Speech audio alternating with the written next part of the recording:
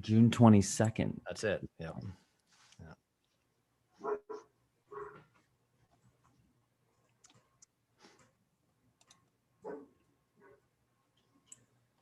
June. Okay.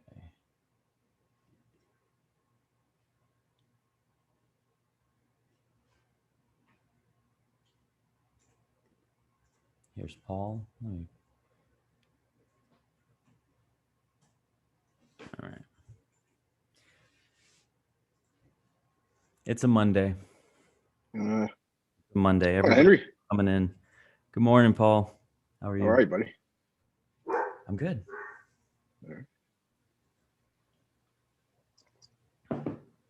Hold on a second. I gotta get to the screen here.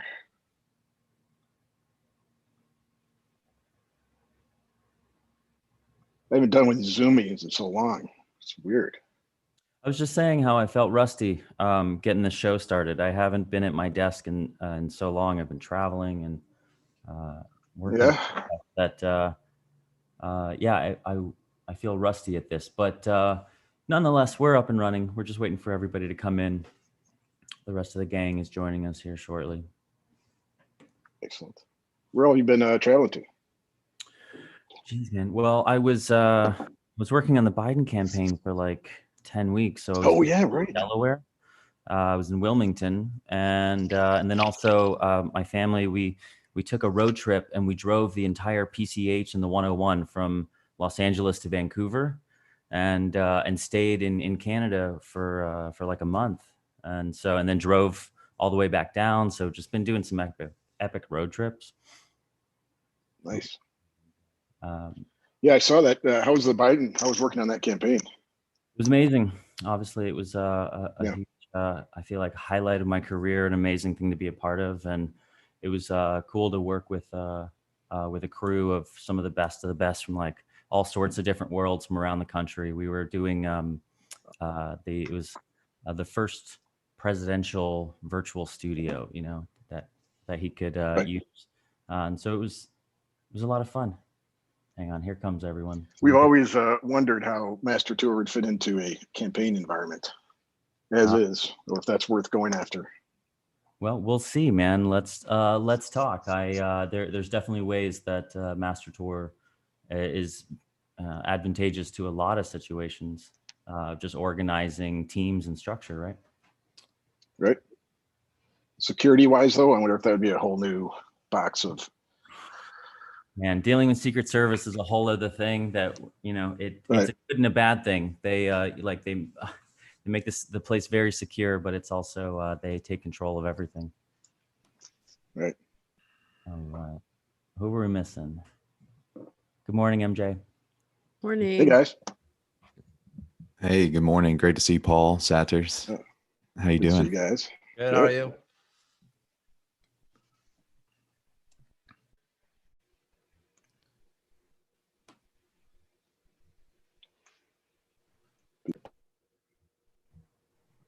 I think we're just waiting on Jim. We should be good to go. MJ, I feel rusty at this. You've been doing such a great job getting the show started every week that I came on extra early today to I think I have everything going. We're live on YouTube, and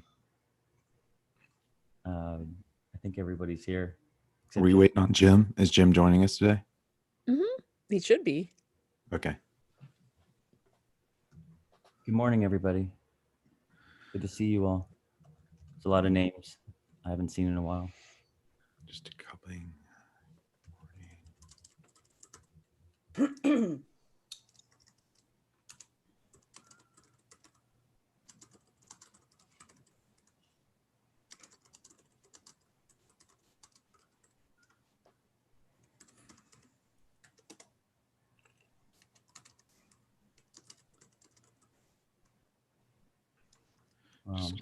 Just a couple more moments. Are we going to wait for Jim? I guess we can just kind of get the ball rolling here soon. We can message him because we can get started. We've got the majority of the people here in Jim's segments in cool. A couple ways in. So yeah, yeah, no worries. Welcome everyone again. Welcome back to TM101. We've been doing the 2.0 sessions this fall, kind of taking a deeper look and dive into our earlier 101 sessions and kind of pulling the curtain a little bit further back on a broader scope. Today it's episode number 60. We have made it to webinar number 60. We couldn't be more excited to take a deeper dive into Master Tour today. I'm going to pass it over to Henry and to get our panelist intro and all that good stuff. So pass it over to Henry. Thanks, Mark. Yeah, it's great to be back. So we've reached the end of our 2.0 advanced series, and over the last 2 months, we've covered a multitude of information that's happening in real time that a tour manager has to keep organized. And there's lots of different ways. We've discussed that you can do it with Microsoft Office, Google Docs, WhatsApp, etc. But no other platform has become recognized as an industry standard in tour management software than Master Tour. So today we're going to take an advanced look at the platform with Paul Bradley, the president of Eventric, and Sators, the lead architect behind the software. So welcome back, guys. It's good to see you. Yeah, Good to be back. Yeah. Thanks for having us. Yeah. So we're going to just kick it off with a refresher, a 5-minute refresher on the platform itself. So if you guys are just joining us or haven't watched episode 26, go back and watch that. You're welcome to stay and watch this, but also go back and watch the 101 session we did on June 22nd, where we took a deep dive with Paul and Sators. But walk me through it, guys. Let's give a 5-minute basic tutorial on just what the platform is if our students and viewers have never seen Master Tour before. Paul, Go ahead, Sators. Okay. No, yeah. you go ahead. Oh, great. Yeah. So first off, if it is your first time hearing of Master Tour and you have never heard of Eventric or our software, welcome. Glad you're here. Excited to talk about the platform. Like Henry said, we did a basic walkthrough back in episode 26. And so that would be certainly valuable for you, but certainly stick around as hopefully there will be something for everyone.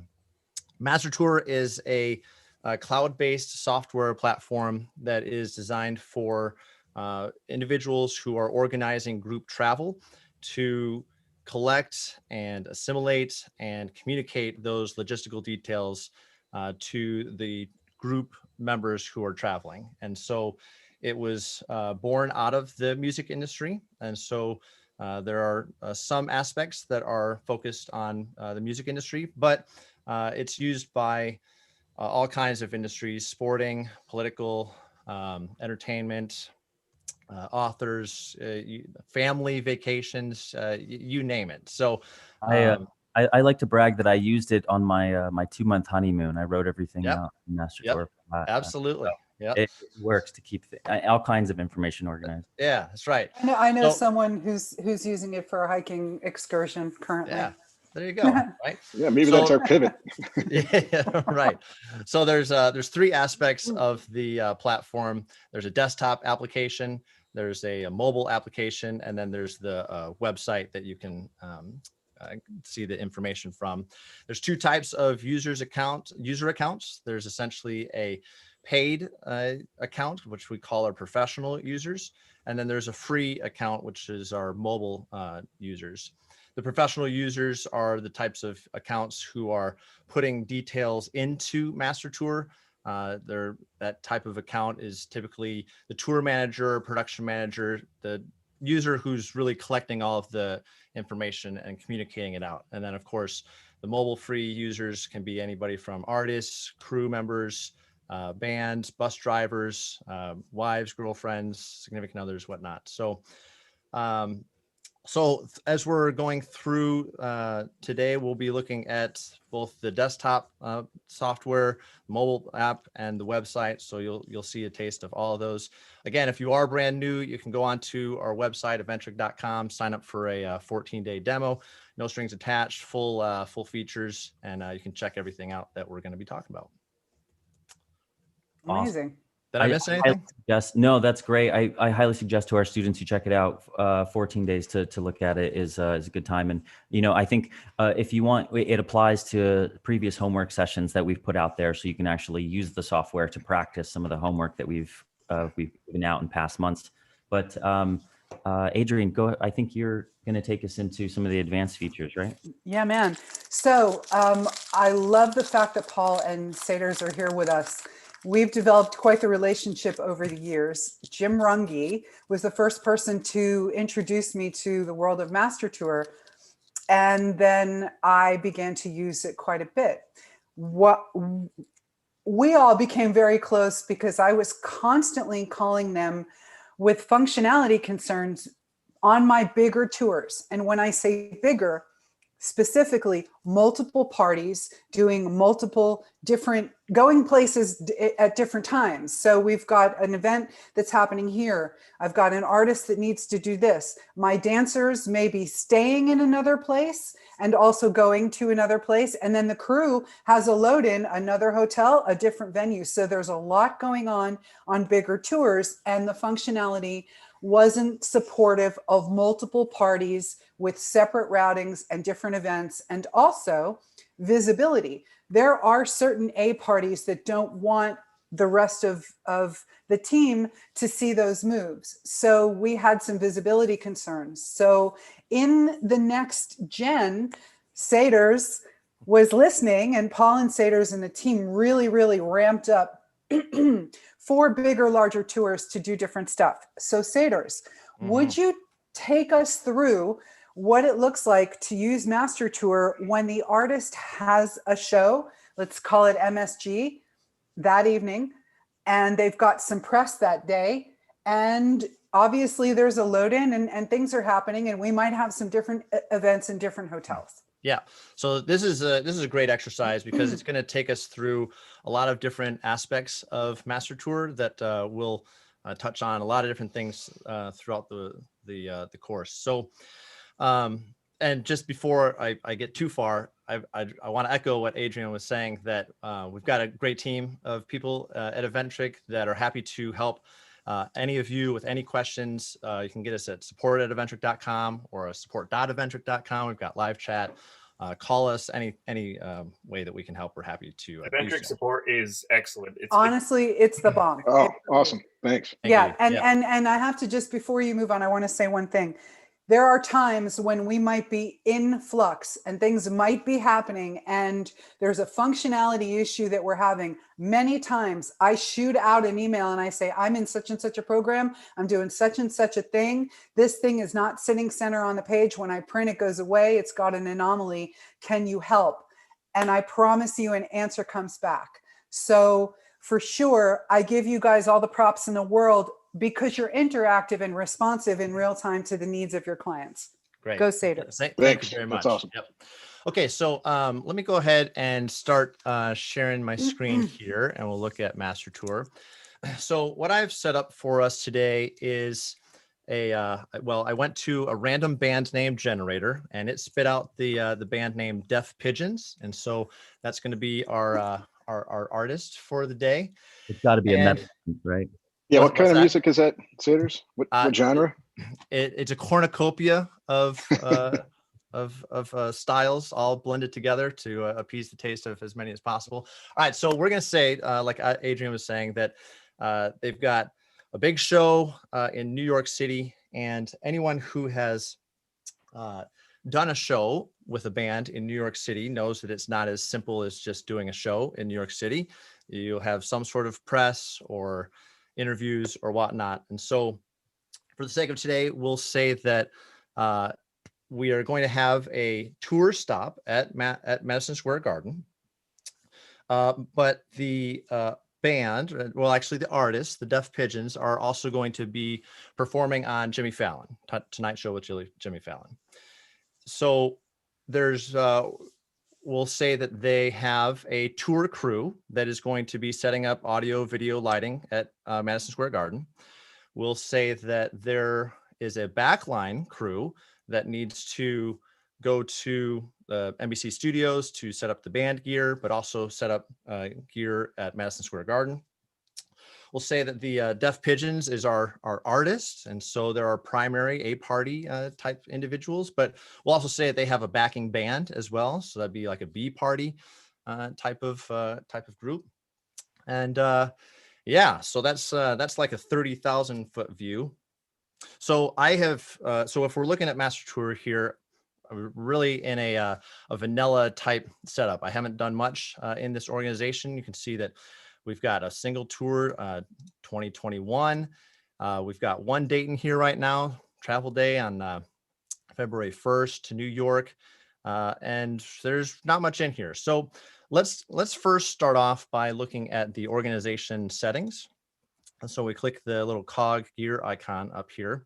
And first, let's start off by uploading some logos to the organization. This will really come in handy as we get into printing. But I also went to a free logo generator and generated a logo for our Deaf Pigeons. Yeah. So, right. Hey, the internet is a great place, right? So, badass looking pigeons. Well, yeah, right. I know. Who would have thought? So we'll throw up some different logos here. Or it's the same logo, just in a couple different formats. And you can see that I'm just dropping the logo in. And if I can, there we go. All right. So so these logos will come in handy as we get into printing and whatnot. But you can see that it did style our interface in Master Tour to kind of brand it for our very simple logo here. Okay, into users. So again, if you're new in Master Tour, there's really a couple different user levels within the organization. So Master Tour is divided up into organizations. One user can belong into multiple organizations with different permission levels. And so I've got 3 different users in here. So one, myself, and we've got Charlie Pigeon. Charlie Pigeon, we're going to say that he is our A party type user. And so if we scroll down to organization permission, you can see that he has mobile access, and we can give him mobile set list too. Why not? But administrators, accounting managers, those are the types of individuals who are, again, putting data into Master Tour. And so those are really the tour manager, production assistant, coordinator type users. And then we've got another user in this organization called John Crew. He's going to be our example production crew type person who's at Madison Square Garden setting up, right? And so that type of person, we don't want him to see where the artist is staying. We don't want him to see anything about Jimmy Fallon because he's just at Madison Square Garden all day, and that's his deal for the day. Mm-hmm. Okay, but while looking at this screen, I want to point out that there's a few different icons on these users here. So first off, we can hover over any icon in Master Tour, and it kind of tells us more information about what that icon means. And so this first icon here that I'm hovering over, that's a little screen. That means that this user has manager or higher level permissions in this organization. So you can see that these other 2 just have a phone icon there. That means they're mobile users. And then the other icon that is here is a handshake icon. And hovering over on that, it says user trusts the organization with their profile. So when you add someone to your organization in Master Tour, they get an email saying, hey, you've been added to the Deaf Pigeons organization. And there's a button in that email that says, do you want to share your profile with the organization? By doing so, any updates that person does to their Master Tour profile, like their phone number, email, address, even their travel preferences, their frequent flyer information, emergency contact, anything that they have in their online profile is going to be shared with the organization. So that's kind of a really handy way of keeping your contact details up to date within the members of your organization. Now you can see here really that quick. Yeah, sorry, serious. To note that profile is also shared across all organizations that you're part of. So it's kind of like a LinkedIn, Facebook profile. If you change a phone number, emergency contact, dietary restrictions, that'll change across any bands, tours that you're part of, which is handy because as we know, a lot of people work with different organizations throughout the year. Yep. So if we go to this Charlie Pigeon user, we see, first off, he doesn't have that handshake icon. And we also see this little info saying they haven't enabled profile sharing with this organization. Maybe the email got overlooked or discarded. You can actually send, click this link and send them another ping and say, hey, you haven't shared with us yet, share it, because it makes the world a better place. Okay, so those are our example users for this organization. Now, in our scenario, there'd be a lot more users because there'd be some production crew, there'd be backline dancers, whatnot, band people, but we're just going to work with the 3 for today. So Master Tour allows us to subdivide our users into what we call user groups. And we really give you a clean slate of however your organization is subdivided, whether you call them A party, B party, C party, whether you call them artist, band, crew. It's really up to you. So, but for today's scenario, we'll just go A party and we'll create, I double click there, B party, and we'll go here and say C party. And we'll, let's add some bus drivers as well. And let's also add backline for our example today, right? Okay, so the A party is going to be our Charlie Pigeon. And our C party, we're going to consider that to be the production crew who's at Madison Square Garden. So we'll add John Crew to that. And now users can belong to multiple groups. So we could subdivide this even further and say audio, video, lighting, catering, and have people a part of the C party, but also audio and really whatever you want to, however your organization makes the most sense here. Okay, so this is enough detail for just getting our organization started. So let's go back into our day view here in Master Tour. And we're going to say that this show at MSG is happening on February 2nd, Groundhog Day. It's an animal themed day with the deaf pigeons. So we add February 2nd.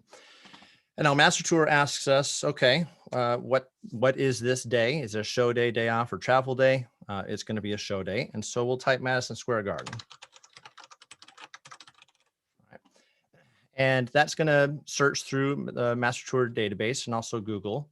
Here's the first result. Now, when I click that, a very interesting thing happens here that some of our more power users might see quite frequently. And I want to take a moment and just explain what this screen is that has popped up.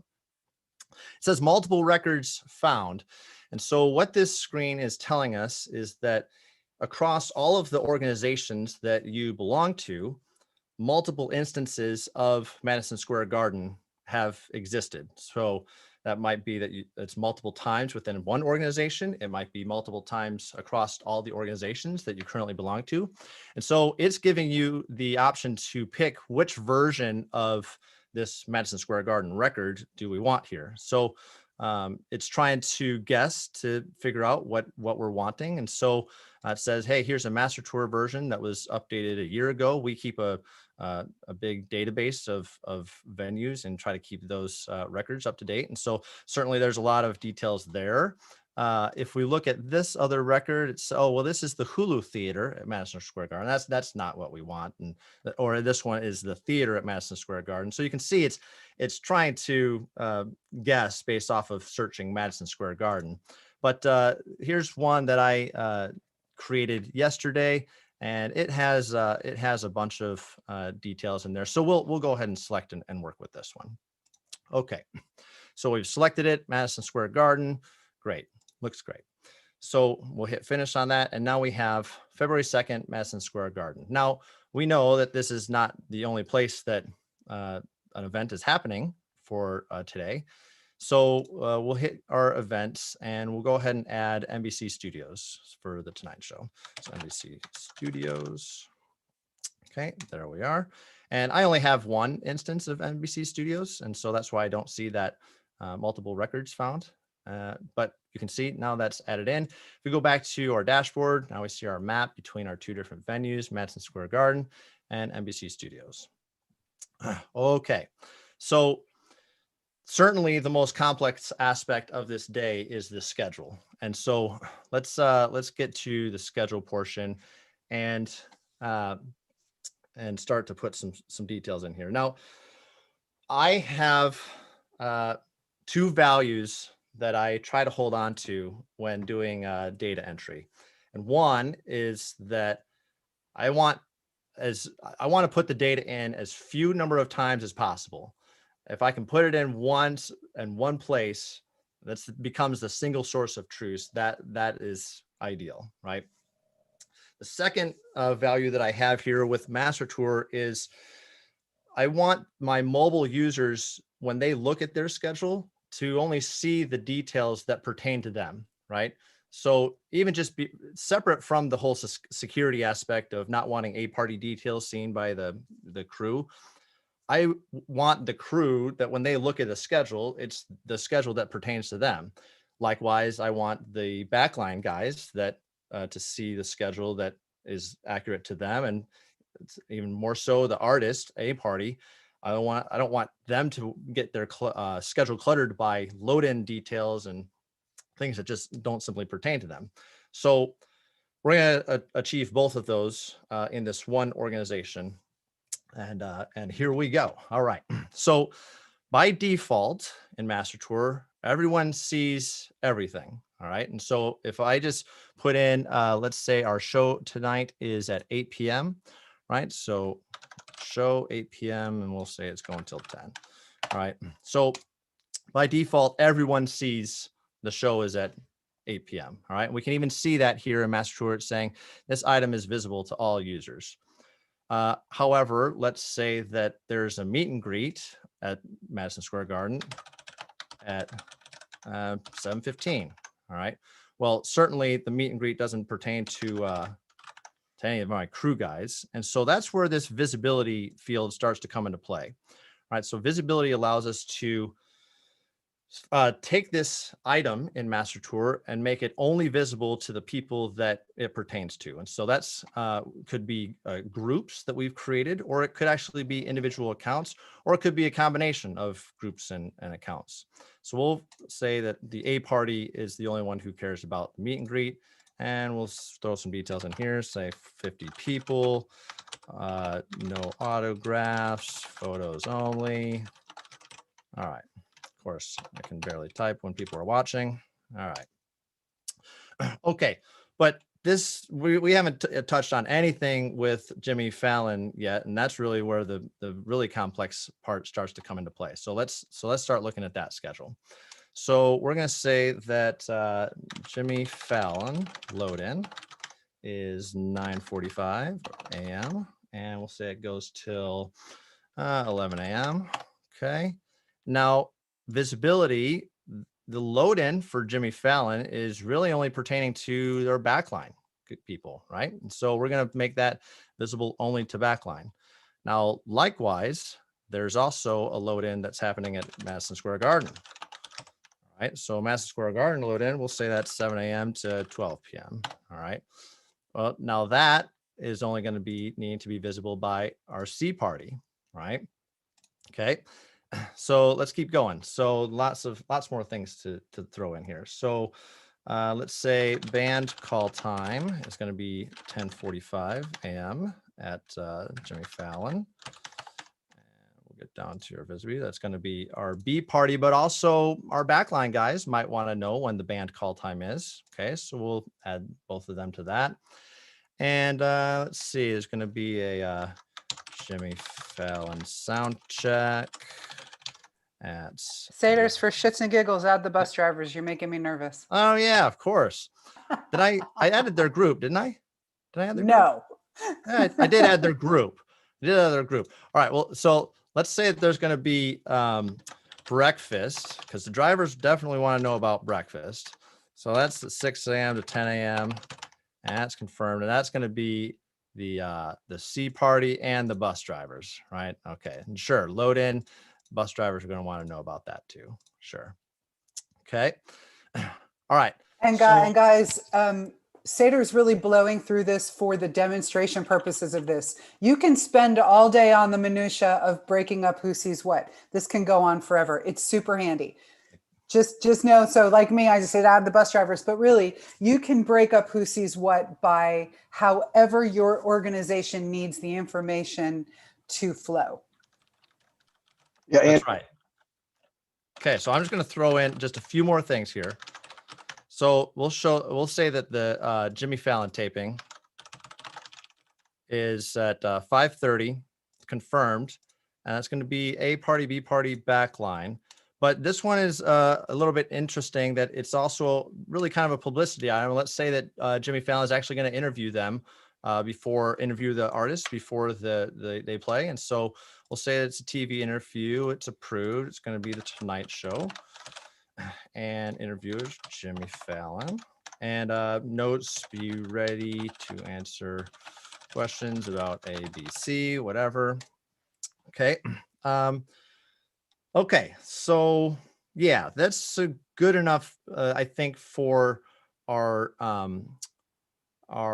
schedule, but we haven't dealt anything with actually getting people to and from Jimmy Fallon. And actually, let's throw in and say that our artist wants to fly in the morning of the show because they don't want to waste any time anywhere. All right, so Sators, I have a quick question before we move on to please, yep. flights. So I'm noticing that in what I do when I have a different event in a different place on the same day, I make a different event. You did not make a different event. You still let this be a Madison Square Garden day. You're okay. You're right. So, well, you're sort of right. I did create a separate event in that there are 2 tabs for events. So Madison Square Garden and NBC Studios. But you are correct in pointing out that I did not rename the day. The day defaults to whatever the first venue was that is added. I see. Okay. And so certainly that would help clarify to our mobile users that this is a Jimmy Fallon MSG, right? And so, so now we can see on the sidebar that this is Jimmy Fallon and Madison Square Garden Day. Yep. Yes. Thank you. Thanks for pointing that out. Okay, so back to travel. So one of the things that was a recent ad in Master Tour was the ability to add flights easier to Master Tour. So I'm personally a big fan of importing from TripIt. That's kind of a separate thing in itself. But if we add, I'm going to interject for those of you who might not know what TripIt is. Many of our current larger travel agents these days associate the itineraries with something that's called TripIt. Tag for sure, I know, does it.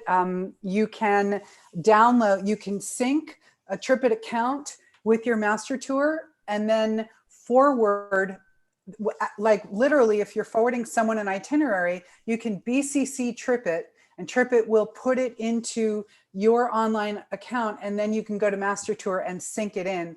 And it's really awesome. Yeah, it saves a lot of time. Saves me tons of data entry. Yep, saves a lot of time and saves a lot of copy paste and whatnot. But for the sake of today, we'll just say that we have to manually enter a flight for whatever reason. Okay, so I've added a new travel item and I clicked air, and now the interface for our longtime users is looking different.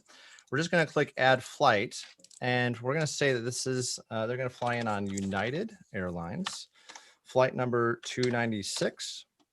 Okay, and now what Master Tour just did is it went out and found the flights on February 2nd for that match United Airlines 296. And sure enough, this is the flight that we want here, Nashville to Newark, 7:45. So we'll hit that and say done. And what it did is it also brought in all of the departure and arrival times, airports, durations. And as the date gets closer, it would actually start to load in the terminal and gate information and all that good stuff. Okay, so we've created this flight for our a party person, and we'll actually say this flight is for Charlie, the man, Charlie, and so we'll tag it and say this is Charlie is the travel party here now. Master Tour defaults the title of the flight to just some generic information about the flight, but we can select this and say, Charlie flight from ENA to EWR, and we can customize the title on that.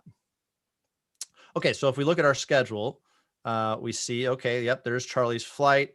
He's coming in. Now, camera blocking is a TV term. I don't know if you guys have covered in the TM 101, but essentially camera blocking is like a TV studio's rehearsal time with the band and the camera crew, directors, and everybody. So we really like to have everybody there. And so we're going to need to get Charlie there in time for camera blocking. So he's arriving at 11:03, and we'll cross our fingers that all of that will work just fine. But we need some ground transportation from the airport to the studio, right? Okay, so we're going to say Charlie transfer from EWR to NBC. Charlie's cutting it close today. Charlie's cutting it close, but that's the way the artists want it, right? So who are we to question? So we'll say the origin here is Newark Airport. And we'll give him 10 minutes. We'll say 11:15. 11:15 a.m. Okay. Well, it is after crosstown traffic. He might make it. Well, let's see. So I don't know. So in our travel section, we have this little map icon that we can hit that, and we can actually pick NBC Studios.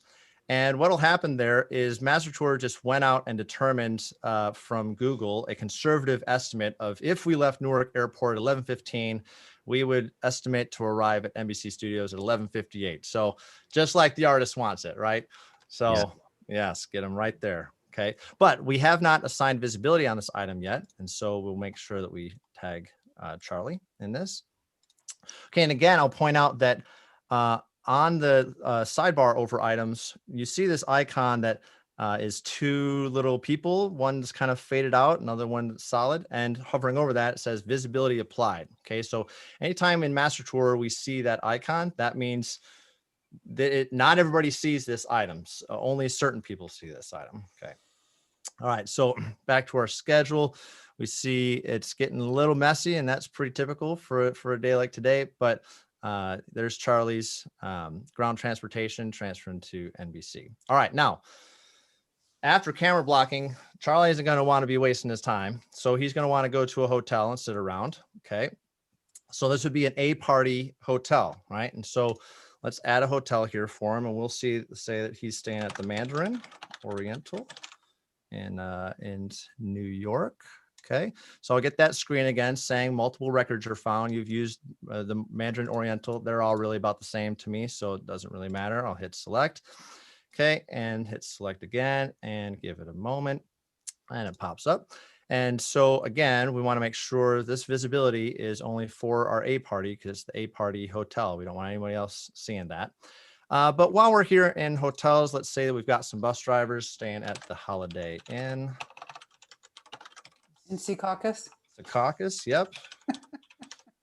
Secaucus Meadowlands, there it is. The one that they always stay at. Let's select. Okay, and again, give it just a moment, and that one will load up, Holiday Inn, and now we want the visibility on that to be just the bus drivers, right? And also, guys, you also have the opportunity to select multiple days if you're there for more than one night. If he scrolls down and shows you that you can, in fact, be there for a few days. Yep. So, yes. So check in and check out, and yep. Just like so you don't have to go in every day. If you're someplace, if you're doing some promo in the city and you're there for 5 days, you don't have to go in every day and add the same hotel. Yeah. Right. Mark, did you have anything that you wanted to mention, friend? No, we're fine. We've kind of rolled on. I worked with some agencies that work specifically with TripIt, so I was going to add that I just love that addition to 3.0 and how TripIt automatically can roll right into your scheduling. I've worked with TripIt and several agencies, and I just love that addition. So and now after much hemming and hawing, we also have passenger names. Yeah, baby. So we've got a whole article on support.eventric.com of getting TripIt connected up with your Master Tour, and you can walk through that. It's good stuff. Okay, so because I'm I really like accuracy, I would want to go through our schedule that we just dropped in and actually make sure that things are accurate, right? And so it's a little bit tricky to do so with this grid view, but this toggle up here allows us to switch into list view in our schedule. And so from here, we can say, okay, breakfast, Sea Party bus drivers, good. MSG load in, Sea Party bus drivers, yep. All right, Charlie's flight, we know. Jimmy Fallon, load in for the backline guys, band call time. B party and backline. Okay, sound check. I'll see. Here's we go. We missed our visibility here. So Jimmy Fallon sound check. That's going to be. Let's see. That's the B party in the backline. Charlie's not there yet. Okay, Charlie's transfer. That was. We'll look at both here. Charlie and Charlie. Yep. Okay, and then camera blocking was A party, B party, backline. Yep. Jimmy Fallon taping. Oh yeah, I forgot to put in. I mean, we can get as detailed with this as possible. We didn't put in Charlie's transfer back to the hotel. So we'll do that real quick because I think it's kind of interesting. So again, we'll say a party and we'll say a party transfer from NBC to hotel. Okay, and again, using that little pin icon, it's loading up all of our venues and our hotels for the day. And so we're going from NBC Studios, and we'll say it's going to be about 12:45 p.m. NBC Studios over to the Mandarin Oriental. And there we go, right? So Google just figured out it's going to be about 10 minutes or so. And 11 minutes, 1 mile. There you go. And there's the path that it would take. Okay, great. And added for a party visibility. All right, I'll keep going. So Jimmy Fallon taping was A party, B party, backline. Our meet and greet is A party. Let's add some doors in here. So MSG doors are going to be about 7 p.m. to 8 p.m. And we'll leave that visible to everybody. We'll say loadout, MSG loadout is going to be 10 p.m. to, let's say it's going to be 10 p.m. to like 1 a.m. the next day. So Master Tour has this day after for scheduling things that go past midnight on the same day. And we don't necessarily need everybody to see that. We'll just make it the bus drivers and Sea Party. And then we'll say some travel for the next day. And so we'll say it's going to be ground travel from Madison Square Garden. Let's just say we're going to Boston, and that's going to be 1 a.m. the next day after. And I did that out of order. So Boston, and now it might figure it out. There we go. So a couple hours there. Now, one thing I will say about this time, the drive time estimate. So Google is factoring in your departure time when it determines how long the travel is going to take. And so if we set it at 1 a.m., that's figuring that there's not going to be a lot of traffic. If we set it for 7 a.m., it's going to factor in rush hour and be a little longer there. But we will say everybody sees this. Okay, so we've put in a lot of details. Let's see what the result of that is. And so this will be the drum roll for me if I did everything right. Indeed. So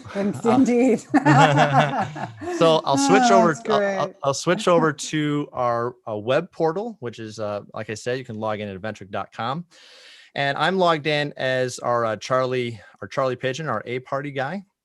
And so we'll go to my tours, and we'll look at the deaf pigeons. And here's our Jimmy Fallon MSG on February 2nd.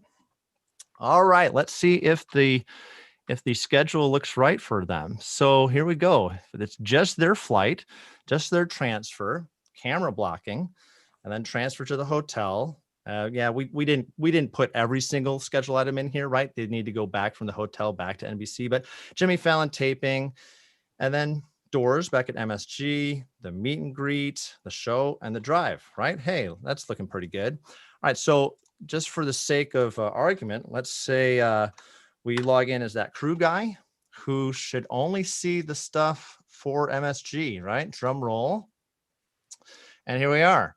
So breakfast, MSG load in, MSG doors, show, MSG loadout, and the drive. Nothing about Jimmy Fallon. And likewise, if we go to hotel, he doesn't see anything about hotels for this day because he's a C party. He doesn't have any hotels.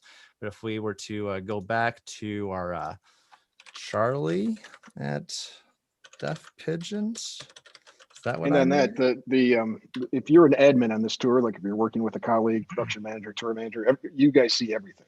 So you don't have to worry about not being assigned to a right group. If you're an admin, you just see everything, so you guys can edit that together, without worrying about and just kind of edit and double check all the sharing permissions. That's right. So just looking back at a visibility, all of our visibility fields state that this item is only visible to admins, managers, and this person. So I logged in as those people in our portal interface because, and I'll show this as we switch to the mobile, is that if I logged in as myself, I would see everything because I'm an admin in this organization. So we certainly want to make sure that our artists, crew, drivers, that they don't have more permission than they need in the organization. Now, there's one more thing that I wanted to point out in the portal side.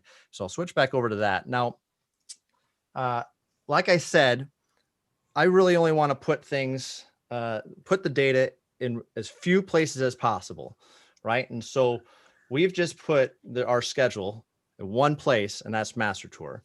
And so if load in changes from 6 a.m. to 7 a.m., we can just change it in Master Tour and it's done, right? But we have people who like to see details in iCal or Google Calendar or whatnot. So in Master Tour, each user can log in and go to the My Tours section, click on this calendar icon, and that is going to generate a iCal or Google Calendar link for either all the organizations or just a single organization, as well as all tours or just a single tour.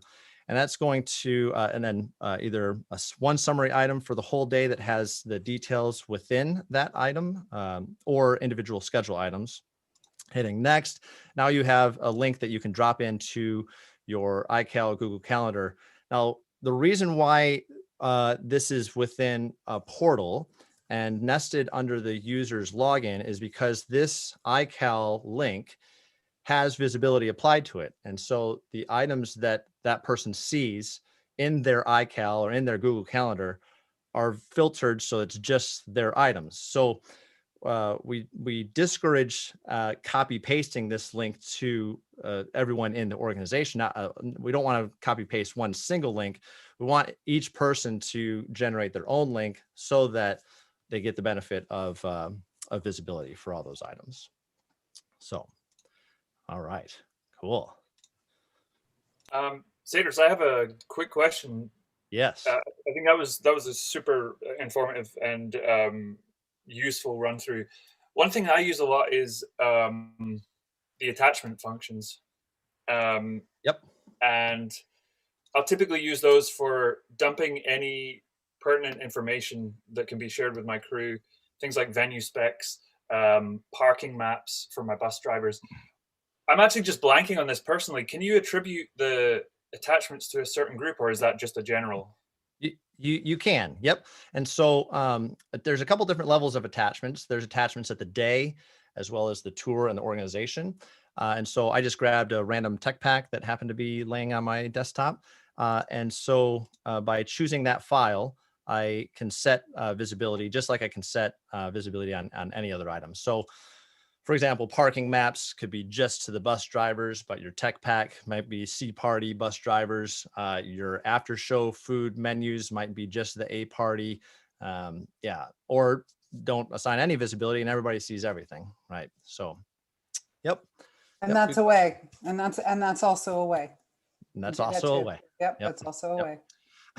Okay, so the only other thing that I wanted to touch on here that we haven't talked at all about yet is printing. And printing in Master Tour is really like PDF generation. You don't necessarily have to waste paper if you don't want to. We're big fans of that. But let's transition into wanting to print some day sheets for this day. And so we can get to printing by hitting either Command P or by going to File Print. And Master Tour provides you with some templates that you can use for printing.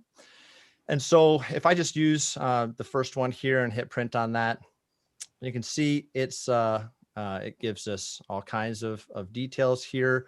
But let's say that we wanted to just spit out a day sheet for the people at MSG, right, at Madison Square Garden. So we can uncheck NBC Studios, we can uncheck the hotels, and furthermore, we can hover over each of the schedule items, and you can see there's a little eyeball icon with a slash through it.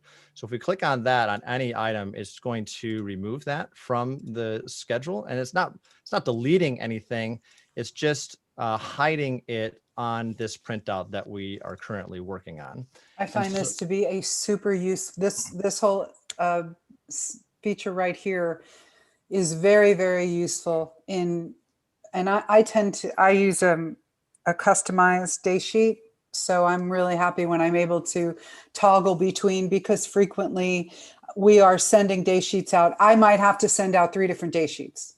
So for me, it's easy to whittle out this information without having to do it 3 different times, because there have been times where I have had to create 3 different day sheets, not use a program that gives me the ability to toggle information, which is brilliant. Yeah, great. And again, you're not deleting that from the main, day. So Right. you're not accidentally permanently deleting stuff.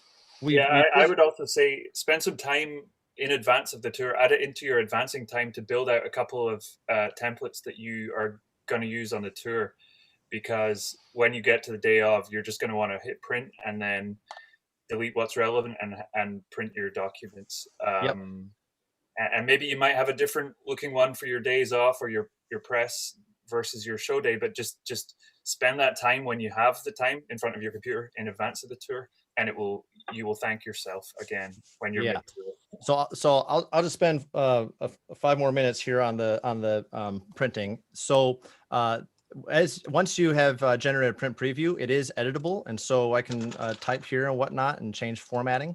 I'm not editing any of the details back in Master Tour. This is like a last chance final tweak before you hit print. If you get to print and you see that times are wrong here, go back to your schedule item and fix them, because that's fixing it on the mobile and iCal and everywhere else that we've talked about. But let's just say that we do want to create a custom template for our organization here. Templates are saved with the organization, not the tour. And so any template that we add is going to be saved with this organization and available to any other professional users who are working in this organization. So we'll add a template and we'll say this is Sators day sheet, and we'll drop in that logo. And now here's where the logo came in, right? So we can hit the primary logo horizontal or use the square. That's where we uploaded that logo at the start of the talk here. And I'll hit add a row, and then we'll drag in a text block here and say that we want, let's see, the name of the day, followed by maybe the date of the day in like this format maybe, and we'll make it a little bit bigger.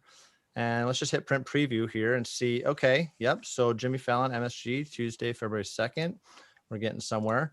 We'll add another row in here. I'm a big fan of columns, and so we'll split this column into 2. And I, for whatever reason today, am a fan of 2/3, 1/3 layout. And so we'll scroll down to the width of this column, and we'll drag it down a little bit. So that gives us a 2/3, 1/3 layout, and we'll drag in our schedule block. I know I'm going fast, but you can rewatch this if it's too fast for you. So that's why it's going to be archived on YouTube. Right. So any merge fields here, as you're working with print templates, are fields that are within Master Tour that you can pull in and use in your print template. All right. And so you can see that these aren't real data yet. They're just merge fields. And so that's why, so I have dropped in start with end if the end time differs, and the title. Now, if I hit print preview on that, you can see, okay, it's going through and actually filling out the generating the data from that template. I'm not a big fan of that. That doesn't look clean at all. Nobody's going to be easy. That's not easy to read. So instead of just a free flowing text layout, let's change it to be a table layout instead. And we'll grab the columns and say start time with end, and the title, and let's just see what that did. Okay, so we're kind of getting somewhere here. It's starting to look a little bit cleaner. We'll hit back to edit, and we don't need that header row, which is like the name of the columns that we're using. And I didn't really like those borders at all, and so we'll hit none on that. Print preview again, and hey, now it's actually starting to be somewhat readable. So we've got all of these different content blocks that you can drag in. So like say we wanted the venue details here, and say we wanted the name of the venue, and maybe we wanted to know, are there showers? And we'll add in facility. Under facility, I think there's showers right there. Yep. And we'll hit print preview. And again, we don't want NBC Studios. We want at Madison Square Garden. And so you can see it's populating out the data from Master Tour in the print template. Okay, one last thing that I wanted to talk about with the print templates, just to get some thoughts flowing, is they are not necessarily limited to day sheets. All right. So another thought that we could do here is, let's say we're working for an organization that does a lot of different fly dates. And maybe in these fly dates, they have different backline configuration that as you are going out, you have to advance different backline needs for the show for this fly date. And so we'll say this is going to be the backline needs for, and then day, and then a date. So we are going to create a template that actually allows you to have your backline needs all set for whatever situation you might come across. Okay, so let's, and you can actually use emojis in here too. And so Control Command Space is your emoji shortcut. And so we'll put a little checkbox in there and say 2 acoustic guitars. And it's going to be 5 stools, and maybe we need 1 guitar boat, and so on and so on and so on. Okay, so and finally here we can say one more text block and say as of, and down here we've got a timestamp. All right, and so let's hit print preview on that.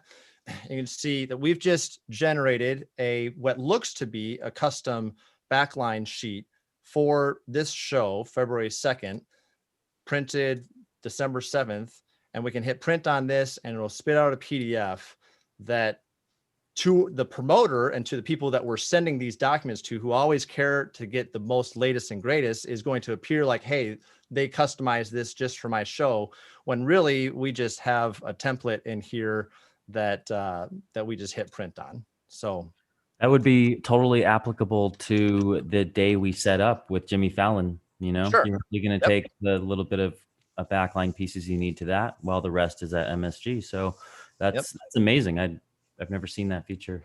Yeah, same. And the timestamp is crucial there, because they can look at it and reference that the document is not 6 months old. It's in fact as of yesterday. Yep.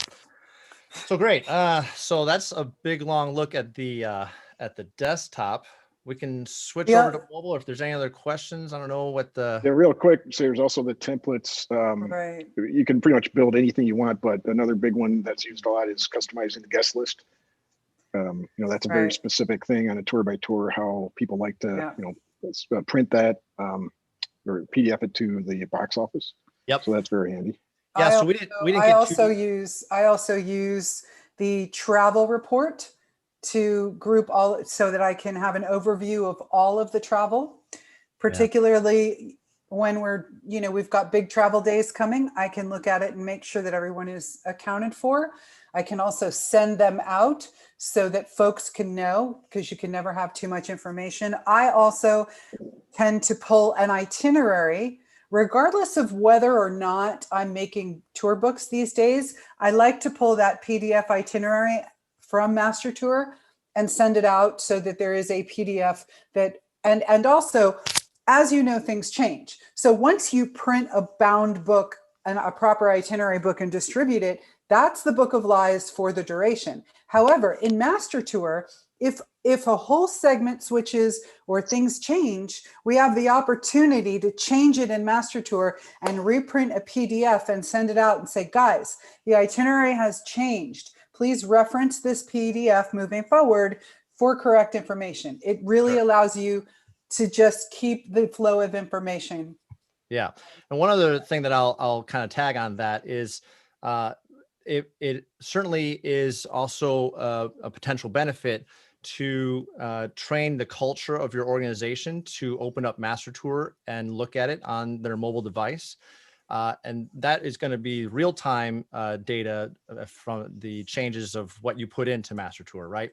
And so that certainly ups the ante on us as tour managers and production managers to make sure that all the data that is in Master Tour is accurate.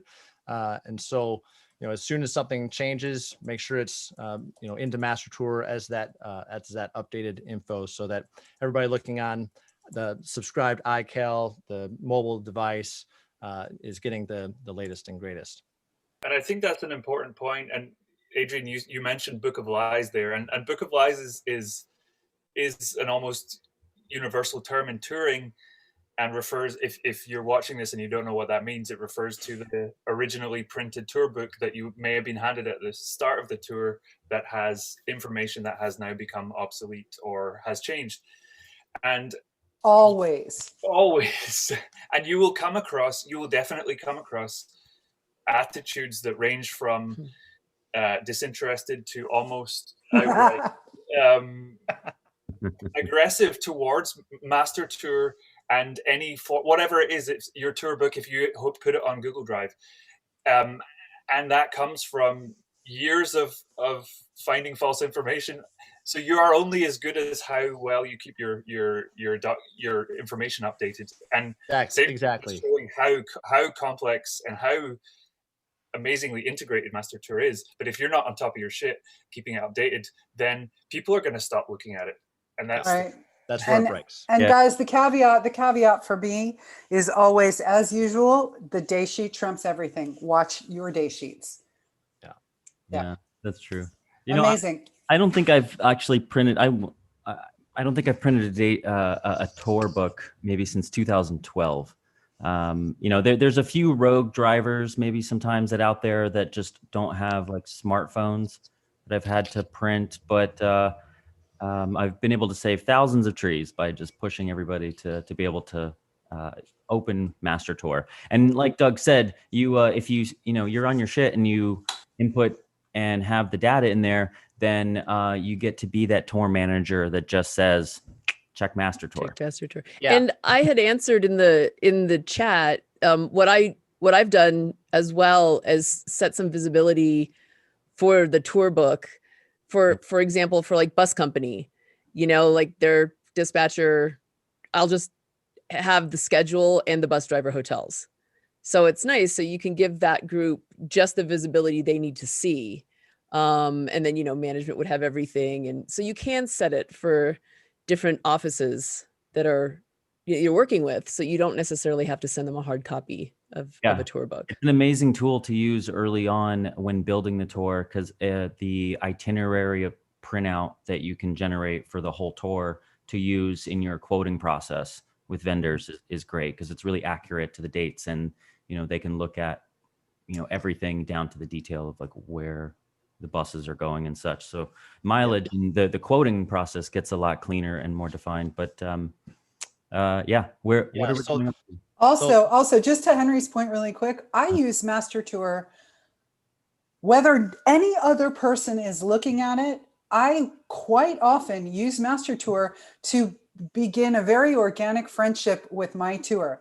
The tactile activity of doing the data entry of the dates and looking at things, it really helps me to embed that animal into my brain. And I end up knowing where we're going just off the top of my head, because I've spent time becoming friends with my tour and knowing about the data. And when you do that mind-body connection, it kind of gets in there quicker. So I use it, whether or not the rest of the world is using it, I will use it. Yeah, and the success or failure of a day like New York City falls on that kind of prep work, right? There's Yeah. so many moving pieces on a day like we've just done that if you do not really do that level of homework and ingrain yourself in what the details are of the day ahead of time, then you are setting yourself up for the potential pie in the face. I was gonna add that, like, we've discussed advancing the tour, building the tour. This is definitely a key part of that process. I will always ask management, how does your artist like to receive information, whether it's Google Docs or Master Tour? I'll always press for Master Tour and show them, give them a rundown of how it works and integration around it. And half the time, if not more, they're like, yeah, let's give it a shot if they're not already using it. And most of the time I'm finding camps are using Master Tour already. So that'll be another email chain going where I'll have the entire tour. Does management want to be on this? Who do we want on this? And that's when you're going into building out organizations.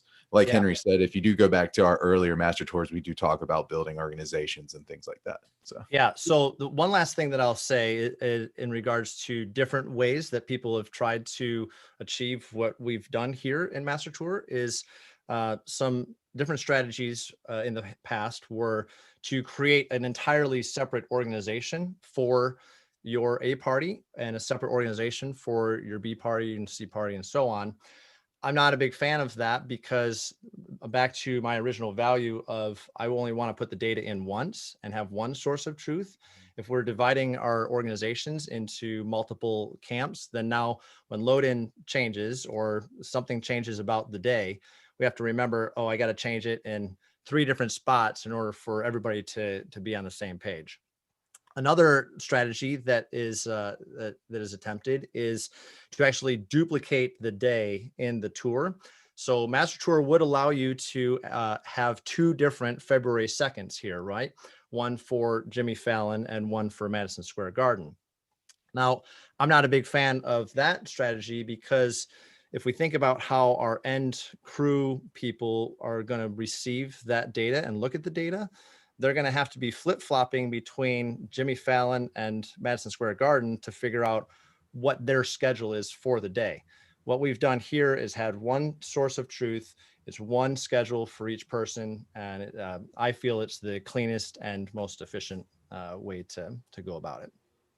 We haven't looked at the mobile at all. Do we want to switch gears and switch over? Yeah, let's go to that now and let's look at some of the stuff that maybe people don't know about.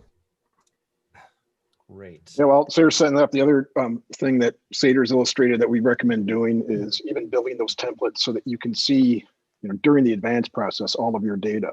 And, as Sators saw, he noticed a couple things that weren't set up correctly. So that's a big advantage of viewing linearly all of your information in different ways. It's still the same data, but that way it's kind of easier to identify things that aren't complete or typed in incorrectly. That's very handy. Are we seeing my phone? Yes. Yep. Okay, awesome. Yep. So I'm logged in as my admin account here. And so if I tap on the Jimmy Fallon MSG day, then you'll see that it loads up the full list of everything because I'm an administrator in this account. And so I see everything. And I also see that attachment that we added as well. Over in events, we see Madison Square Garden and NBC Studios.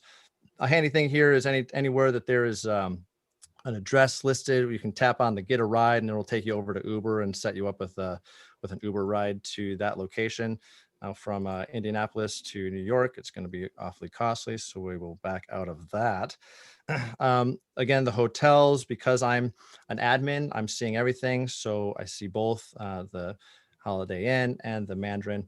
Let me go back real quick to events and actually tap on the venue. And this is kind of what seems to be a little bit lesser known section of the mobile app, and that all of the details that are in the Master Tour for the venue are also available in the mobile app. So the facilities details, they're all in here for people to dig into and see. So that's kind of a handy little area. And even lesser known feature is the copy and paste. Oh yeah, right. Thanks for that's pointing really that out. handy. Yep. So let's say we did want to copy this schedule. So I can just press and hold on the schedule, and it says copied schedule, and I can now paste it anywhere I want. And so if I switch over to my notes app let's see, get tapping on that and hit paste. You can see that it is pasted in that whole schedule. And now I can certainly, select and, it's trying to create I love that because management will hit me up on the side. Like Yep. I need X, Y, and Z right now, Right. like on the fly. And Guest list, just the hotel address, just the venue address, just the I want to schedule. take 1% credit of that for how many times I bothered you guys for that feature. Because that was, so much of my day is just forwarding on and cut and pasting that feature. And even if you have an artist that doesn't check Master Tour, then you can save so much time by just cut and pasting it into a text message chain or however they need to receive it. It's there for you. You've organized it, and it looks great when you cut and paste, and you can delete out stuff. So you can put it on your Instagram with them, Henry. Or yes, you can. Any way you communicate with your artist. There's a reason there's a sticker called "and/or the saying check Master Tour," and sometimes it's just the reality is some people just won't check it and it gets stubborn. So that copy paste feature literally saves my life like on a daily basis. So the last tab in this view that I wanted to focus on is this local tab at the end. And so Master Tour actually has a little mini version of Yelp within Master Tour that is what we call our tagged locations, that are locations around the city and whatnot that other Master Tour users have tagged and reviewed. And so you can see here that you can see some pins for the venues and our hotel. And so if I tap on this guy here, it's the Kung Fu Kitchen that has some 4 stars, PO8, and you go. And so you can actually like tap into that and see, okay, Noel gave it 5 stars for some reason, but you could also give detailed reviews as well. And so let's say if I tap on the tags icon at the very bottom of the app, that takes me into the entire tagging section of the Master Tour mobile. And so if I'm in Indianapolis here, and so if I tap here on Bakersfield, I know that is a review that I'm hearing a repeat of myself somehow. No? Did anybody else hear that? Okay, maybe it's just me. All right, so I heard it as well. Okay, it's gone now. That's good.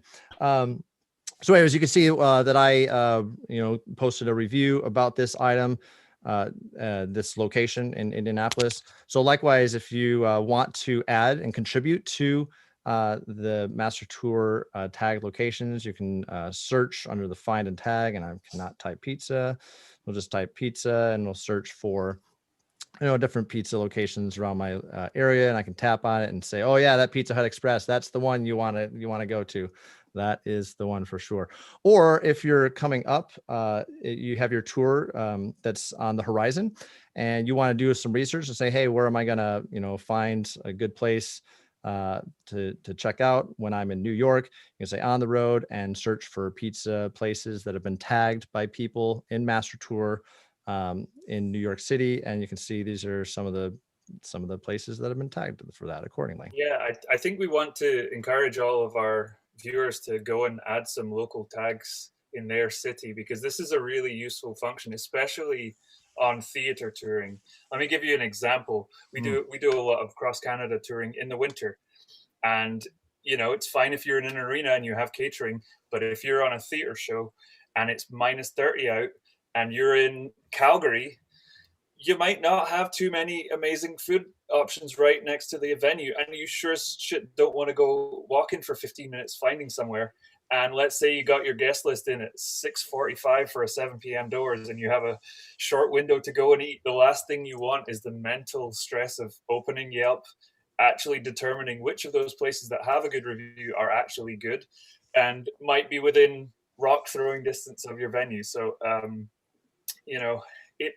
it really helps, especially with those theater venues and the ones that could be out of town and you're a bit limited. Obviously, talking to your locals helps, your venue rep, your promoter rep, but having that in Master Tour from a roadie's perspective is is a really neat function, and I think it's something that we could all do with. Yeah. So we were going to say, while people are at home doing nothing, go ahead and punch in your local favorite spots around town where you live, and even maybe put them in relation to where the local venues are in your town.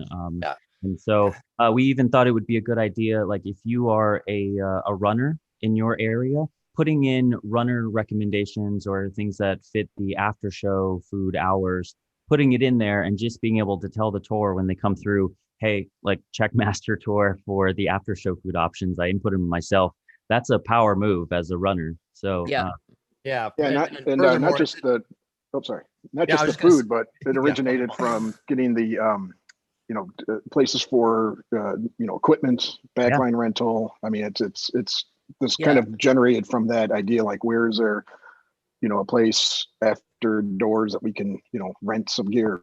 What's a great place to get guitar strings? Like what's the closest place? So it's anything that it's kind of what you need on the road. It could be food, it can be gear. Laundromats would be great, because even though if you have a runner, they're going to do it on days off. A lot of times people want to go do their own laundry. We've got a great pinball laundromat, I think, tagged.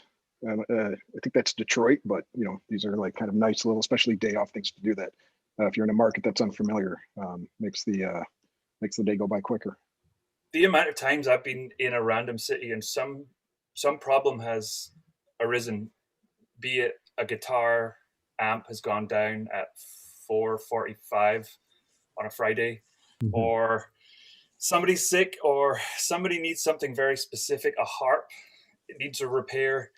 All of these things have popped up, and it's taken, normally it's some guy who works in the venue who called a friend and got the number for this guy he knows, and that process takes a while. Eventually you get there, but if that was all in there already to get that moving, even the 30 minutes delay it took you to find the name or the number could have been the difference between getting it repaired that night and not, So that's a really good point. Think about that. If you're that local business, knowing that you're sort of on that list that may get a call for a tour coming through is a huge advantage. You're ready for the after hours emergency calls. Yeah, we want this to be all. I mean, this is all user generated, crew touring generated. It's not ad placement, so it's a lot less messy than when you look at Yelp and you're scrolling through 20 paid ads first. This is the genuine establishment put in by somebody on the crew and rating it and commenting on it. So you should have a little more assurance that it's legit. Yeah, and it's also people that are Master Tour users. So when I look at this, I know it's people that are constantly touring, tour more than most, and come into these cities and these markets frequently throughout the year. So I've found myself using that feature a lot more since it rolled out. And it's great to see all the information starting to build and grow over time. It'll become a very vast resource. Right.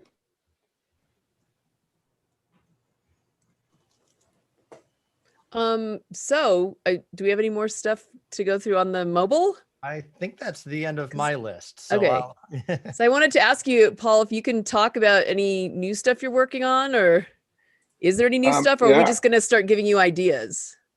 I mean, for 20 years, you've been giving us ideas, so don't stop. 90% of Master Tour is built from these ideas, and the Adrians and the Rungies and everybody, calling pleasantly saying this needs to get fixed or this needs to be in there. So for sure. One thing on the mobile side that we're working on now is a complete, revamping of the mobile. This will be, don't get worried coming out of pandemic when we all start touring in a few months. Everything's going to be the same. There's no new mobile for your crew to learn. This is going to be kind of a year from now thing that we're working on. And one of the big things on that is really just the full editability functionality. You can edit anything on the mobile that you can on desktop. We've specifically designed Master Tour over the years to be an offline client. We still think there's enough scenarios where you guys are in a hotel lobby, or in a foreign country or at a festival where there's not consistent Wi-Fi. And so, this and even future versions, we'll still have that offline capability. So you can quickly open it up on your desktop on a plane. in a lobby, not have to log into, a Wi-Fi to check or enter information. But the need has been forever where people want to edit more things on mobile. If you're walking around the show, you're in front of house, promoter rep finally calls you back with an updated something, you want to be able to throw it in right there, not run back to the production office to update it. Also, to cover a point that we hit yesterday, frequently there is a hurry up and wait status for a tour manager. You might be in a hallway for an hour and a half and you don't have your computer and all you have is your phone, and you're fully a thumb warrior and you've got to make changes and you've got to do things and you're not able to get to your laptop, can't open it up, sit down in the hall in your lap. So being able to adjust things on the phone on the fly is going to be super paramount. Thank you, Polly. Yeah, well, but and it's just right now, as you guys know, you can edit certain things. You can create schedule items. We've addressed and attacked the most important things that we think: schedule changes, guest list entries. Obviously, you want to be anywhere, anytime. Put in the artist's guest list. See the status of your guest list count. But yeah, making that full mobile. I'm not sure. I've always said, hey, there's never going to be a scenario where you'll sit there or want to sit there on a small screen and build the entire tour, permissions, schedules, templates like Sators was showing. So we think it's going to be, but who knows? You might want to add like a quick event because it gets confirmed. You might want to add more things. So, within the next year-ish, that's going to be, kind of the big new feature. Yeah. Full editability on mobile, on iPads. Yeah, one thing I wanted to add was that it's going to be very iPad friendly as well. And so we've heard that a lot of the younger tour managers are trying to travel lighter and lighter and not actually have to carry laptops along with them. And so, but we recognize that not having a fully featured iPad Master Tour is a limit of that. So it's coming. It's coming. Yeah. It works. Yep. Could anyone in this room travel with just an iPad? Is that, we hear people argue, say, I just travel with an iPad. I'm like, no, sure. How much work you're doing? I've seen people do it. I can't make the leap, but seem to buy. Yeah. I have my old iPad.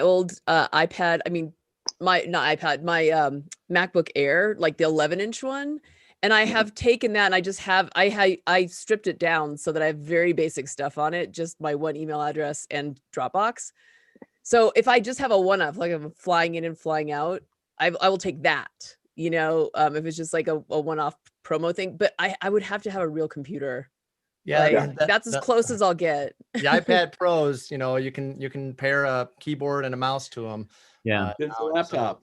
It's I just don't like the iOS interface as much. Though. I like having a real operating system. Master Tour desktop is not going away. If you're seeing all your production offices, one thing, but if you're doing shows, babysitting, it's like if you have a lot of emails and if you're just babysitting and all you do is a glorified babysitter, then I can see that happening. But if you have to do accounting or anything else, I don't see it. I don't see that being a possibility. Yeah, I've seen all your screens in production offices with multiple screens, and it's really about the screen real estate. Being able to have.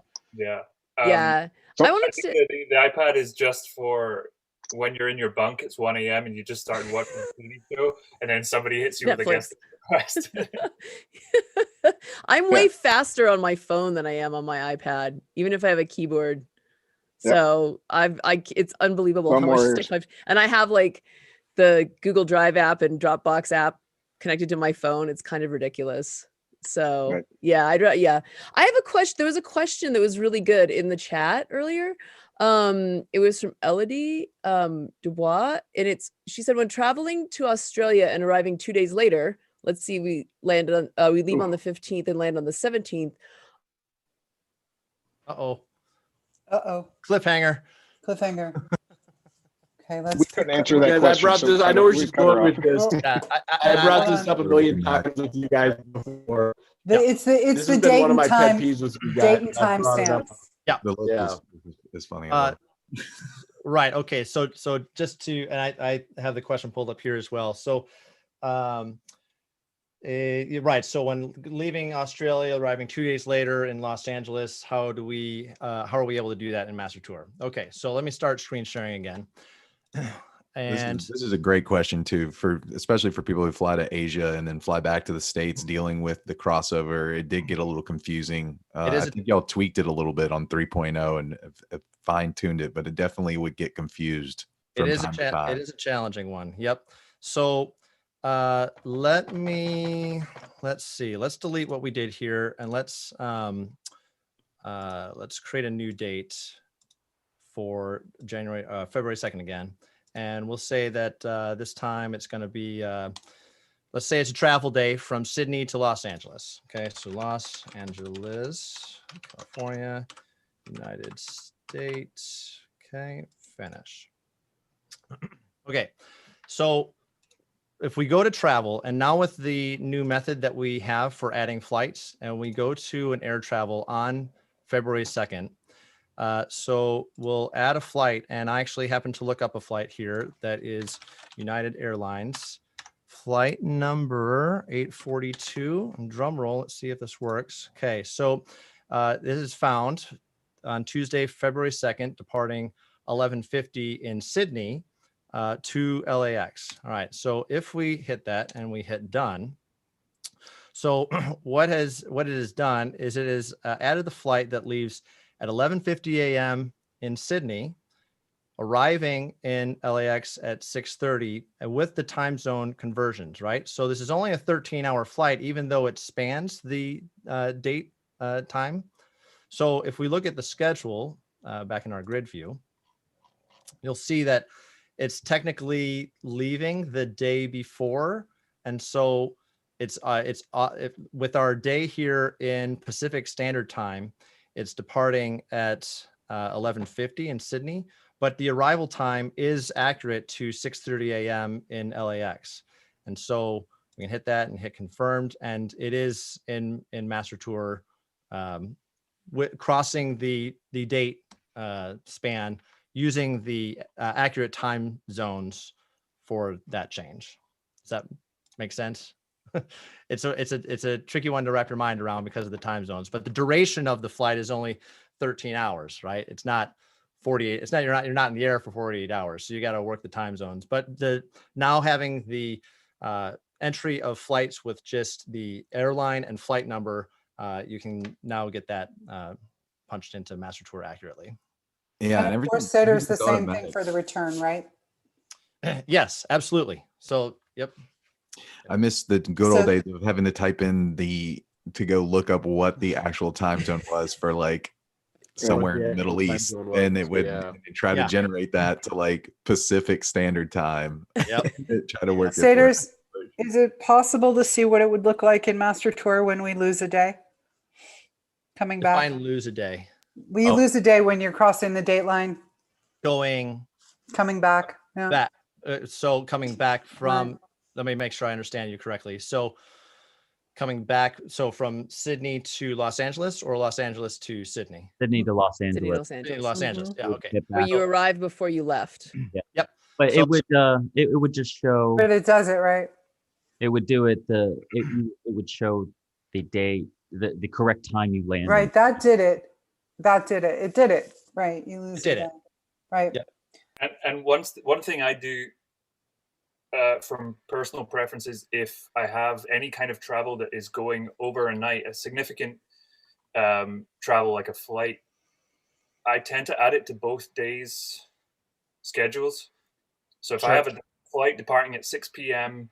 Eastern from Montreal to London, let's say, and I'm arriving in London at 7 a.m. on the following day, I'll add that flight to both days' schedules, because I don't know if my artist is going to go look at the arrival time on the day of arrival. That's just a little bit of going the extra mile to make sure the information is as easily accessible as possible. I also do it with bus travel. If I'll add the bus travel onto the tail end of the day before and onto the front of the incoming day as well. Yeah, that's a good point, Doug. Right. And I'll go into the dashboard or go into the day that we lose and note it as like a travel day, or like lose this day for travel or not. So like, and I also I do the same thing. Right. I also make a big fat note on the day sheet. Yeah, I always put probably in bold and probably in red. There's a time and date. We're crossing a date line. We're losing a day. Your timing is going to be different. Please note. Yeah, I even make notes if there's a time zone change so that they know that there's going to be something wonky with the times, that even if it's a, trip over the timeline border. Right. Yeah. Right. Oh, here's one. And we talked about this yesterday. Indeed. Madison asking, does Master Tour have push notifications? There is messaging. Yes. Talk about it. Talk about it. So I'll start Sators, because this has been, kind of a fun challenge for years with most of the versions with Master Tour. We've opted through the architecture not to have, automatic notifications on changes. Primarily if you work in iCal, you've got 20 people looking at that timed event. You move it 15 minutes and immediately notifies everyone. Another 15 minutes, everybody gets notified. So we've created push notifications in this version currently to just be one directional. So nothing triggers an automatic notification. We're conscious of kind of notification fatigue. You don't want your crew artists to be getting 20 notifications that don't apply to them, because then the important one about doors or guest list closing, they won't read. So kind of the way we look at this now is anything that's super important. So you can yell and scream, check Master Tour, but if it is a very important thing, like Sators has up on the screen, you can push a notification to any of the parties and of the visibility groups that you've created. And then we've also made it just one way. So they can't reply to it, which I think is good in most scenarios, because you don't want that 14-person, thread of comments, many not applicable to the actual, content of the message. Then the 15th person finally gets to that message and doesn't read it because there's all this, kind of junk in between it. So go ahead, Sators. And then, so for future, we're doing a couple things in future versions on making certain things like a schedule, having that option to just instantly push that notification, but always having that up to the admin to dictate.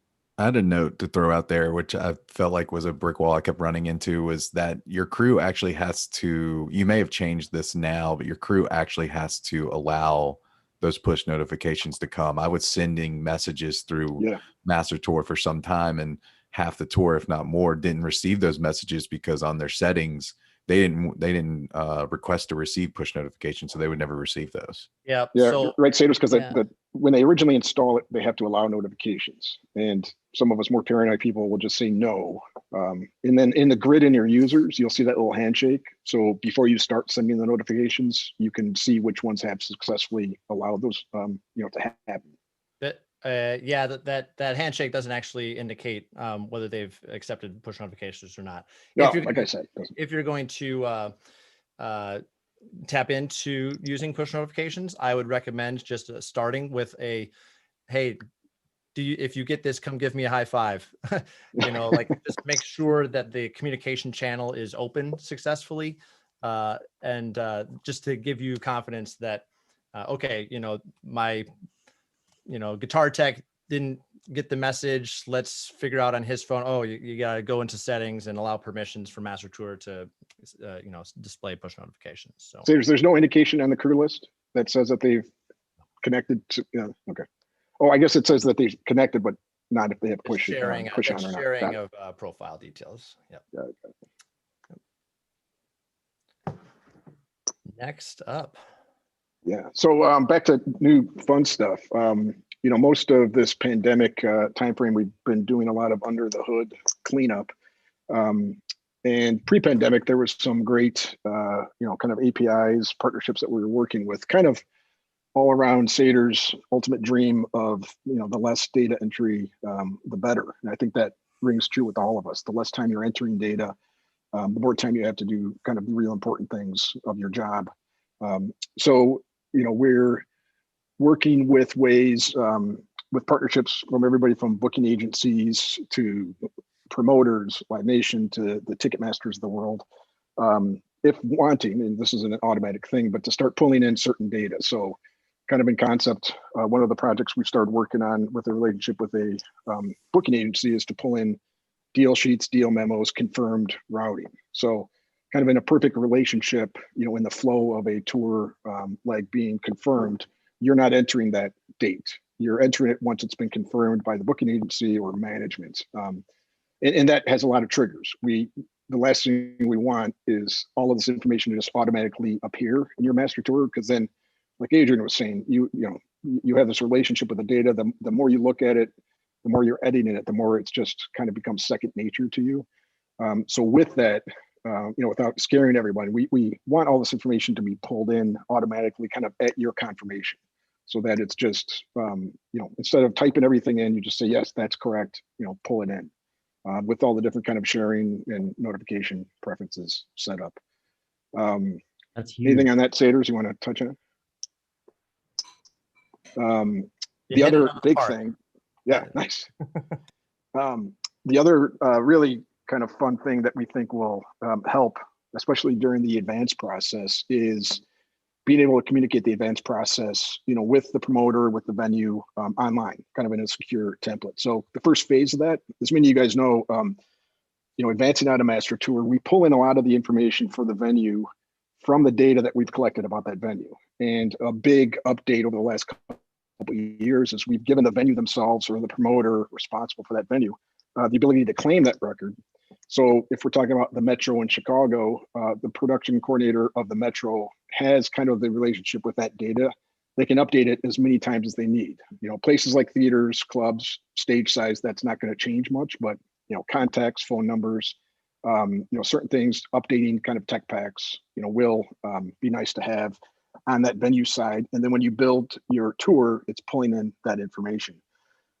So kind of with the advanced template part of that, we want to create, like Sator was saying, an advance on the production side, be able to send that to whoever's advancing that event with you, whether it's the promoter or the venue side.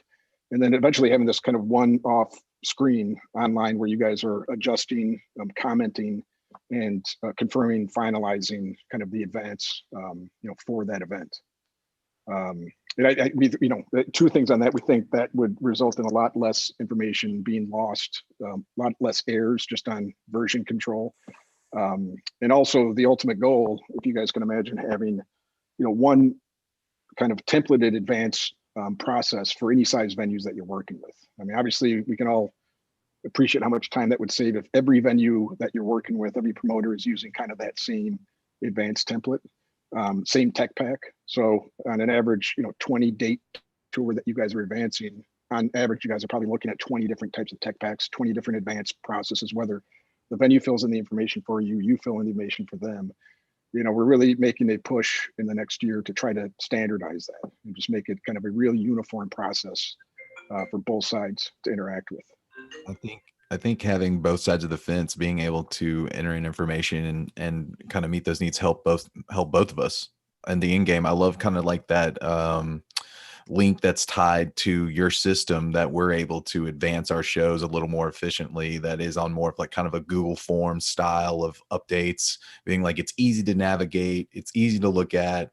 If anything has changed, that makes our life a lot easier. It goes right into y'all's system and updates naturally like that. Something within that range.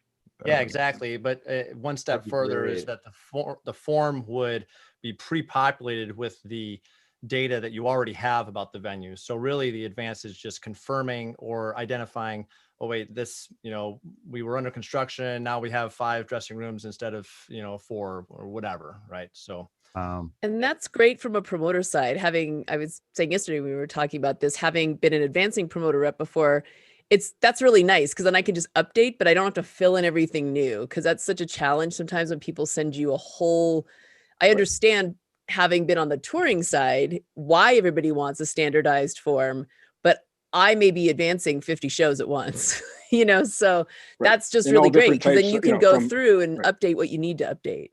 Yeah. Yeah. And as many people might not know, you're advancing, festivals, TV shows, club, private events, arenas, stadiums, and those all require so much different levels of information. Having that kind of, whether it's a club or a stadium, at least having that format look the same. Because then you can imagine all the searchable components of that.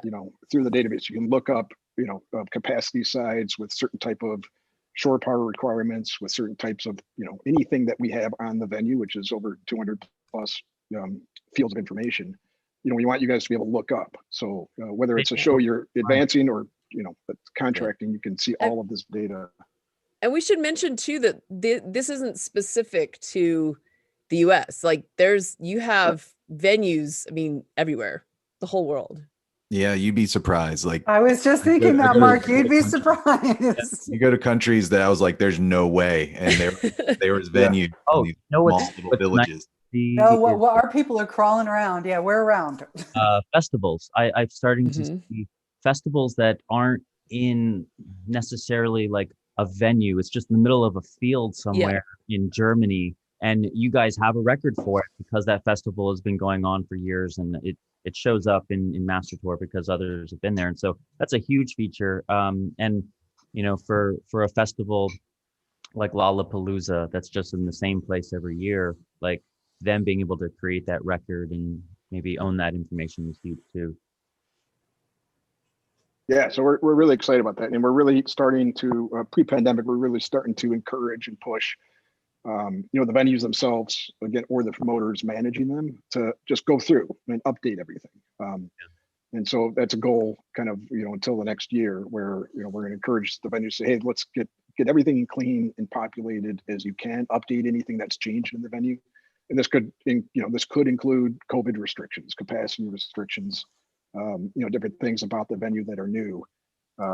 Speaking of venues, can I interrupt? We've got one last question that we want to take that I think is really important. Good one. Yeah, sure. Karen asked a really great question. Paul, so we're talking about venues adding their data. Does a venue need to have a premium Master Tour account to update their info? Great question. How do they get there? No, right now, you basically can claim the record for free. So any venue that you know can reach out to us, and you know we don't have the excessive volume yet where we can't manage this correctly. But obviously we don't want some you know runner from a venue claiming that record as their own and updating this information. You know, so right now we go through a little bit of a confirmation process. You know, we communicate with them, we email them at the venue address. Most of them we just know not necessarily who that is, but you can kind of tell that it's legitimate or not. So no, they do not need to pay anything. This is to maintain all this data that's on the venue side, a free service. Is there an email address for folks who don't know that you would give out for us to pass on to venue folks who'd like to claim or add or be in touch with you specifically for that reason? Just support@eventric.com. Amazing. Cool. That'll get to the right people. Cool. Like link, we could get to part of our advance to link it to, yeah. Say that again, Jim. Jim, you broke up. Like a link that we could even do with the advance to be a part of that. Yeah, my internet sucks. You may not hear me, so that's right. No, the way we're phasing this out is the first is we want to finally give the typically production manager of using Master Tour the ability to get the advance out of Master Tour and be able to template it. So, right, if you're on a 6-month tour, you might have 8 different templates: one for TV, one for festival, arenas, clubs, private. So that way, just like the schedules, you could say, hey, I got to advance this private gig, pull up my private advance template. It'll be pre-populated with all the documents that you want to send to this person. The second phase is giving the venues the ability to interact with that advance process. So right now, the first phase, they're just going to get a link, secure, they log into, you can see when they've logged into, and that's another handy thing. So has this person even opened up, what I've sent them out of the 40 people that I've sent? But yeah, eventually we want this to just be one spot to advance online with, version control, be able to comment on certain things. So if you do have questions, it's not through 6 different emails and text messages. There'll be like a comment about the stage dimension or the after show food or dead case storage, and all version controlled, all time stamped, so that it can be a really good kind of clean record of doing that. And then, in the perfect world, you guys can look in a kind of grid format of all of your events and where the holes are on your advancing. I think that'll be super helpful. If you guys imagine a gigantic, spreadsheet of 30 dates, literally, so you can see, I haven't talked to this guy. I've got the capacity off on this one. We think that's going to be a real helpful, part on the user side. I'm excited about that. I can't wait for tours to come back to use that whenever you guys roll that out. That'll be fun. Let's get out there. Yeah, it's been really cool. I don't think there was any more questions, but maybe for a 2-minute, anybody want to shout out what features they'd like to see? Any requests going forward since we have everybody? I made a joke the other day that I would like to have a toggle to be able to turn on in my day sheets a joke of the day or this day in history or like famous quotes or something. I like adding the personalization, but if I don't have to take the time to look it up, if I could just flip that widget and turn it on, I think I would benefit. You want the impersonal personal touch. Right? I want to be able to set we'll write the levels jokes for push. for you. Yeah, we'll write the jokes for you, Henry. Every day we'll come up with it. I want to be able to add levels to push notifications so that I can choose like who gets notified of something when. That's good. Well, My total lifetime miles, like me over, like my account on Master Tour over 20 years or whatever. How many miles have I accrued? How many dates have I been to? Give me my personal stats of touring. You know, like that's a feature that I'd like to see. I think a We- cool we- feature. I think a cool feature in would the normal be, years we do at the end of the year, we send out that kind of tour profile summary that gets a lot of people excited on how many events they've done, how many miles, how many guest lists they've had at shows. It'll be pretty entertaining. Well, let's have you guys back on whenever that comes out. Yeah. Happy to. I would like so to we see. can learn what to do when we have to reacquaint ourselves. Right. I think it would be great if you, because we love using WhatsApp, if your push notifications was able to connect to a group chat that we have specifically, whether it's for bus drivers or anything like that, which could be pretty next level. I think would be really cool. That'd be good. Sators, get on that. Write that down. Okay. Yep. Going. Tell the team. There's somebody in the chat that asked about weather in Master Tour, and that is a recent ad that we did in Master Tour desktop. Is you can see the weather. We haven't linked it over to the day sheets yet, but that we do have the plans. Yeah, we've had that discussion because Adrian is still manually adding the weather to her day sheet header. So I'm waiting for the link to be able to, I could just, I want it to be totally automated. Spoiled. You spoiled me. Spoiled. Now I expect it all to go, I wanted to do this and I wanted to do that and I wanted to go this. Yeah, weather, jokes of the day. We're going to be busy with all this new stuff. Lifetime travel mileage. That's actually a hard one because we don't necessarily know that you have been on each leg, right? So you could be sitting in an office and planning a tour. Point. Yeah. So. Yeah, because then that would have to link to your passenger name. Right. Yeah. Oh, we've had a couple.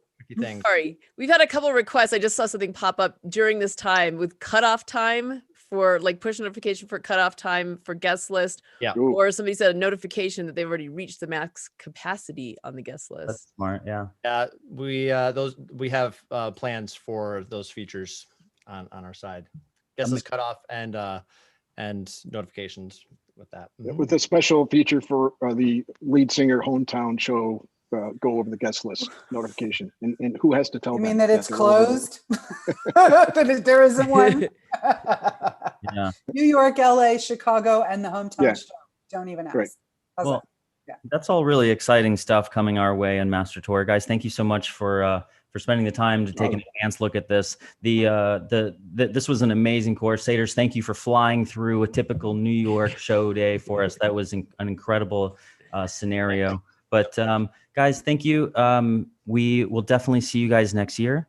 And everybody on with TM 101, we'll see you next week. We are doing the live Q&A class. So make sure you click on the other link to use where we're going to do a live Q&A and on Zoom. It won't be shared on YouTube, but it'll also be our last episode for the year. So come join us and talk about everything and anything that we've covered this year. It'll be a good way to wrap up an epic 2020. So it's going to be it'll be right. I was going to say it's our holiday party. It's our Christmas holiday party. Yeah. Christmas party. Yeah. That'll well, be it's all holidays because we'll be well into Hanukkah as well at that point. Right. It's our holiday party. Bring the festivities, wear your holiday wear, come dress festive, bring cocktails or whatever.